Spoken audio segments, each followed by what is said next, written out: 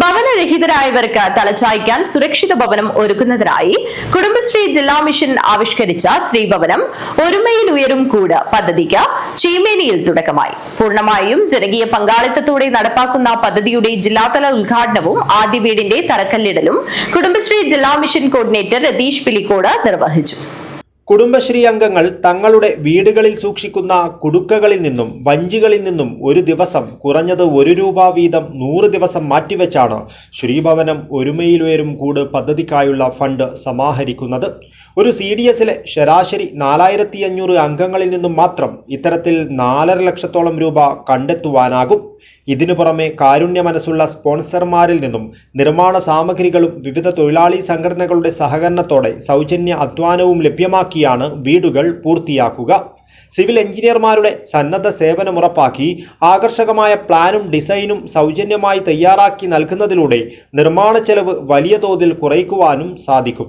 Life മിഷനിൽ പെടാത്തവർക്ക് മുൻഗണന തദ്ദേശ സ്വയംഭരണ സ്ഥാപനങ്ങൾ അംഗീകരിച്ച ലൈഫ് മിഷൻ ഗുണഭോക്തൃ ലിസ്റ്റിൽ ഉൾപ്പെട്ടിട്ടും വിവിധ സാങ്കേതിക മാനദണ്ഡങ്ങളാൽ വീട് ലഭിക്കാതെ പോയവരെയാണ് ഈ പദ്ധതിക്കായി പരിഗണിക്കുന്നത്.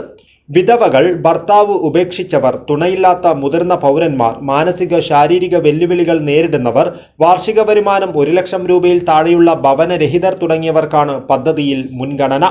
വാർഡ് കമ്മിറ്റികളുടെ പ്രത്യേക സ്ക്രീനിങ്ങിനും CDS പരിശോധനകൾക്കും ശേഷമാണ് ഏറ്റവും അർഹരായ ഗുണഭോക്താവിനെ നിശ്ചയിക്കുന്നത്. ചീമേനിയിൽ നടന്ന ചടങ്ങിൽ പദ്ധതിയുടെ ജില്ലാതല ഉദ്ഘാടനവും ആദ്യ വീടിന്റെ തറക്കല്ലിടലും കുടുംബശ്രീ ജില്ലാ മിഷൻ കോർഡിനേറ്റർ രതീഷ് പിലിക്കോട് നിർവഹിച്ചു.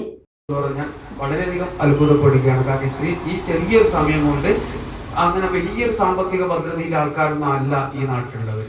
ഒരു 10-30% നമുക്ക് അങ്ങനെ കാണാം. പക്ഷെ ഇതൊരു നല്ല കാര്യമാണെന്ന് മനസ്സിലാക്കിക്കൊണ്ട് ഏറ്റവും പെട്ടെന്ന് തന്നെ ഇങ്ങനെ സാമ്പത്തികം സമാഹരിക്കാൻ പറ്റിയത് നമുക്കിതിന്റെ പ്രവർത്തനങ്ങൾ വളരെ പെട്ടെന്ന് മുന്നോട്ട് കൊണ്ടുപോകാനുള്ള ഒരു അവസരമായി കൂടി കാണുകയാണ്.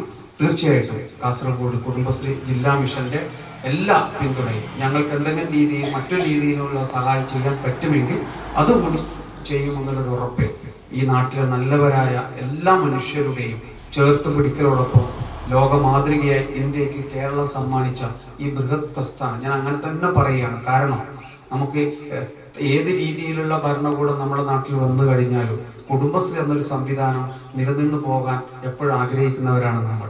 നിങ്ങൾ ആലോചിച്ച് നോക്കുക, 2 പ്രളയവും അതുപോലെ തന്നെ ഒരുപാട് പ്രശ്നങ്ങളും നമ്മൾ അഭിമുഖീകരിച്ചു കഴിഞ്ഞപ്പോൾ മുഖ്യമന്ത്രിയുടെ ദുരിതാശ്വാസ നിധിയിലേക്ക് സാമ്പത്തിക സഹായം ആവശ്യപ്പെട്ടപ്പോൾ നമ്മൾ മിച്ചം വെച്ച് നമ്മൾ സൂക്ഷിച്ചു വെച്ച ചെറിയ സാമ്പത്തികവും അതുപോലെ തന്നെ നമ്മൾ ഉണ്ടാക്കിയ പല രീതിയിലുള്ള സാമ്പത്തികത്തിൽ നിന്നും ഒരു തുക എടുത്തുകൊണ്ട് ഒരു പക്ഷേ പല കോർപ്പറേറ്റ് സ്ഥാപനങ്ങളും മുഖ്യമന്ത്രിയുടെ ദുരിതാശ്വാസ നിധിയിലേക്ക് സഹായങ്ങൾ നൽകിയപ്പോൾ ഏറ്റവും കൂടുതൽ തുക ഇത്തരത്തിൽ ആക്രി പെറുക്കിയും മറ്റും മിച്ചം വെച്ചുണ്ടാക്കിയ ഈ തുകയിൽ നിന്നും കൊടുത്ത 11.5 കോടി രൂപ കൊടുത്ത ഒരു സംവിധാനത്തിന്റെ പേരാണ് നമ്മുടെ കുടുംബശ്രീ എന്നുള്ളത് അഭിമാനത്തോടു കൂടി നമുക്ക് ഓർമ്മിക്കണം. കാരണം മുഖ്യമന്ത്രിയുടെ ദുരിതാശ്വാസ നിധിയിൽ ഏറ്റവും വലിയ തുക കൊടുത്ത ഒരു സംവിധാനം ഏത്?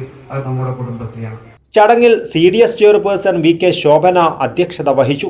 അസിസ്റ്റന്റ് ജില്ലാ mission coordinator KM Kishore Kumar, Kayyur Cheemeni ഗ്രാമപഞ്ചായത്ത് വൈസ് പ്രസിഡന്റ് VV ജനാർദ്ദനൻ, വികസനകാര്യ standing committee chairperson KP Rajani, ക്ഷേമകാര്യ standing committee chairman TK Divakaran, ward member AV Lalitha, block member PV Sheeba, block coordinator Divya, Raju P, Anitha, Vijisha, Ashwini എന്നിവർ സംസാരിച്ചു. സംഘാടക സമിതി ചെയർമാൻ KV അനീഷ് സ്വാഗതവും മെമ്പർ സെക്രട്ടറി വിനോദ് CV നന്ദിയും പറഞ്ഞു. News bureau, Kasaragod.